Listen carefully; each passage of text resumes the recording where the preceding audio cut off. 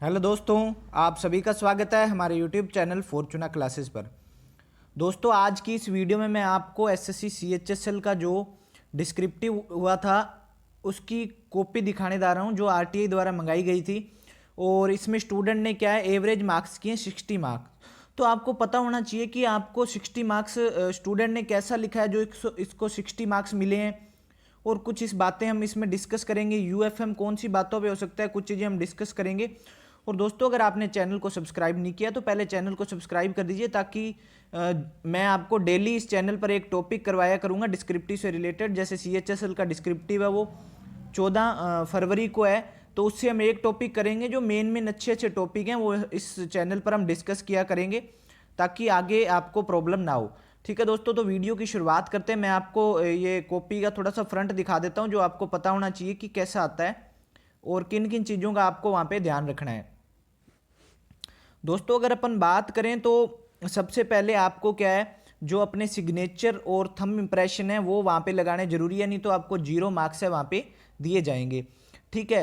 और आपको कोई भी अपना जो इमेजिनरी नाम वगैरह एड्रेस वगैरह नहीं लिखना है, जो कि आपको पता ही है कि इमेजिनरी लिखने पे यूएफएम लगा दिया, और इस बार आपको कोई भी छूट नहीं मिलेगी, इमेजिनरी लिखने पे यूएफएम लगा दिया जाएगा। ठीक है। यहाँ पे आपको थंब इंप्रेशन देना है लेफ्ट हैंड का, और लैंग्वेज आपको सिलेक्ट करनी है, आपको टिक मारना है। अगर लैंग्वेज पे टिक नहीं मारेंगे तो आपको 0 मार्क्स दिए जाएंगे। ये देखिए 30 इनको ऐसे में मिले हैं और 30 इनको लेटर में मिले हैं। और दोस्तों, यहाँ पे मैं आपको एक डिस्क्रिप्शन में टेलीग्राम लिंक दे दूंगा एसएससी सीएचएसएल का, जो कि मैंने नया बनाया है, तो उसे आप ज्वाइन कर सकते हैं। उसमें हम सीएचएसएल के जो डिस्क्रिप्टिव के बारे में कंप्लीट डिस्कशन करेंगे। और एक और मैं लिंक दे दूंगा टेलीग्राम का, जिसपे आप अगर किसी डॉक्यूमेंट वेरिफिकेशन से रिलेटेड इन्फॉर्मेशन चाहते हैं तो उसे भी ज्वाइन कर सकते हैं। दोस्तों, ये सीजीएल का टॉपिक है, वर्तमान समय में शिक्षा का महत्व, जो लास्ट टाइम पूछा गया था, उसकी जो कॉपी है आरटीआई से मंगवाई गई है। चलो हम पढ़ते हैं थोड़ा सा क्या लिखा है इन्होंने। विद्या सम चक्षु नास्ति, अर्थात विद्या के समान कोई नेत्र नहीं है। दोस्तों, वहां पे आपकी मिस्टेक नहीं निकाली जाएंगी, डायरेक्ट ऐसे टिक टिक टिक टिक मारे जाते हैं। विद्या सम चक्षु नास्ति, अर्थात विद्या के समान कोई नेत्र नहीं है।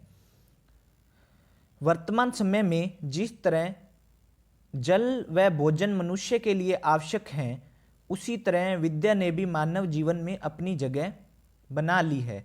आप थोड़ा सा देख लीजिए, आपको इससे आइडिया लग जाएगा कि किस तरह से स्टूडेंट ने लिखा है। यह मनुष्य के सामाजिक व आर्थिक विकास में भी संपूर्ण योगदान देती है। शिक्षा से अभिप्राय मात्र किताबी ज्ञान से ही नहीं होता, बल्कि उसके संस्कारों से लेकर दैनिक रहन सहन से भी होता है। भारत की अभी 74% जनसंख्या शिक्षित है, इन्होंने थोड़ा सा बता दिया, जिसमें महिलाओं का प्रतिशत कम है। भारत सरकार द्वारा शिक्षा के क्षेत्र में विभिन्न महत्वाकांक्षी कार्यक्रम चलाए जा रहे हैं। 6 से 14 वर्ष के बच्चों के लिए शिक्षा का अधिकार अधिनियम बना, व निजी स्कूलों में गरीब व निर्धन बच्चों के लिए 25% तक की भागीदारी सुनिश्चित की है। वह 86वें संविधान संशोधन के तहत मौलिक अधिकारों में भी शिक्षा के लिए अधिनियम बना दिया गया। फिर उन्होंने क्या किया, एक लाइन छोड़ दी, नया पैराग्राफ चालू किया। यह सभी प्रयास आखिर सरकार द्वारा क्यों, क्वेश्चन मार्क लगा दिया इन्होंने पूछने के बाद में। फिर ये खुद ही इसका आंसर दे रहे हैं, एग्जामिनर से नहीं पूछा है। क्योंकि आज शिक्षा की कमी से गरीब व हाशिए पर चढ़ी जनता हर किसी के बहकावे में आ जाती है। वह चाहे कोई भी उन्हें बहकाए रास्ता भी, गलत रास्ता भी दिखाए, उसी पर चल पड़ती है। शिक्षा की कमी से गरीबी व बेरोजगारी बढ़ती है।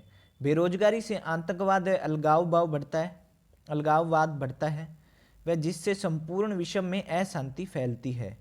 यानी शिक्षा के महत्व को देखें तो ये सभी बुराइयां शिक्षा की कमी से ही उत्पन्न होती हैं। ठीक है। आज तकनीकी के इस युग में मोबाइल फ़ोन, कंप्यूटर सभी अत्यंत आवश्यक हो चुके हैं। वह दिन प्रतिदिन के सभी कामों जैसे ऑनलाइन शॉपिंग से लेकर ऑनलाइन खाना मंगाने, ऑनलाइन भुगतान करने में अत्यंत काम आते हैं। वह शिक्षित व्यक्ति ही इनका इस्तेमाल व्यवस्थित रूप से कर पाता है। अगर देश का हर व्यक्ति शिक्षित होगा तो देश नई ऊंचाइयों को छुएगा। इन्होंने, इनके वर्ड थे जो 285 वर्ड हो रहे थे, और इन्होंने लिमिट भी क्रॉस कर दी थोड़ी सी, क्या पता उसके भी थोड़े से मार्क्स कट रहे हैं, वो 5 ज़्यादा भी मिल सकते थे इसमें इनको मार्क्स, और 30 मार्क्स हैं जो कि इनको ऐसे में मिले हैं। लेटर देख लेते हैं हम। आप सुनीता सुनील निवासी गांधी रोड द्वारका नई दिल्ली, ये कोड दिया गया है। जीडी रेस्टोरेंट के मैनेजर को वहां खराब कार्यशाली सर्विस तथा भोजन के स्तर के बारे में शिकायत करते हुए पत्र लिखें। ये इंग्लिश में है, 150 वर्ड में आपको लेटर लिखना होता है और 250 वर्ड में आपको ऐसे लिखना होता है। ठीक है दोस्तों, तो अब प्रीसीज भी आने लग गए हैं, इस बार सीजीएल में देखा गया था, तो क्या पता आपकी भी आ सकता है, तो हम उसकी भी थोड़ी प्रैक्टिस कर लेंगे। मैं आपको तीनों का परफॉर्मा एक वीडियो में बता दूंगा और उसके बाद में हम एक एक टॉपिक भी क्या करेंगे। पहले आप इसको कॉपी को पहले देख लीजिए। और गांधी रोड द्वारका नई दिल्ली, जैसे जैसे दिया इन्होंने क्या है, पहले एड्रेस लिख दिया, ये फॉर्मल लेटर है।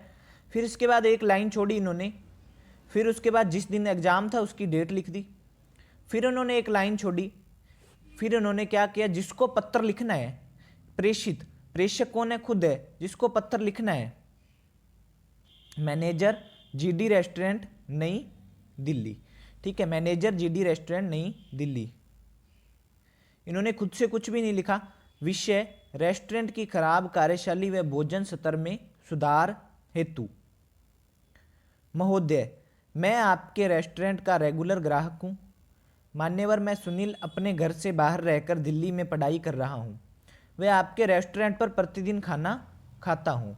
ठीक है, बता दिया कि मैं आपका ग्राहक हूँ, परंतु गत कुछ दिनों से आपका स्टाफ कुछ सही तरीके से व्यवहार नहीं कर रहा है और भोजन तो मानो 2 दिन का बासी खाना खिला रहे हों, और ना वे ढंग से टेबल साफ करते हैं, वह रेस्टोरेंट के साथ साथ आसपास के क्षेत्र में भी गंदगी फैला देते हैं। अगर उनसे कोई शिकायत करे तो गाली गलौज पर उतर आते हैं।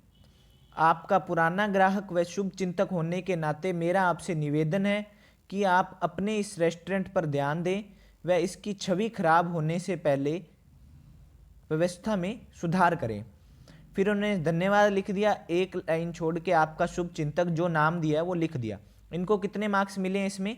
30 मार्क्स मिले हैं दोस्तों। कितने मिले? 30 मार्क्स इनको इसमें मिले हैं। शब्द इनके 147। पर दोस्तों इसमें आपको एक चीज़ ध्यान रखनी है कि अब आपको शब्द वर्ड लिमिट अपनी नहीं लिखनी है, क्योंकि यूएफएम किसी भी चीज़ से आपको दिया जा सकता है, तो ऐसी कोई भी गलती आपको नहीं करनी है ताकि एक छोटी सी मिस्टेक से आपको 0 मार्क्स दिए जाएं।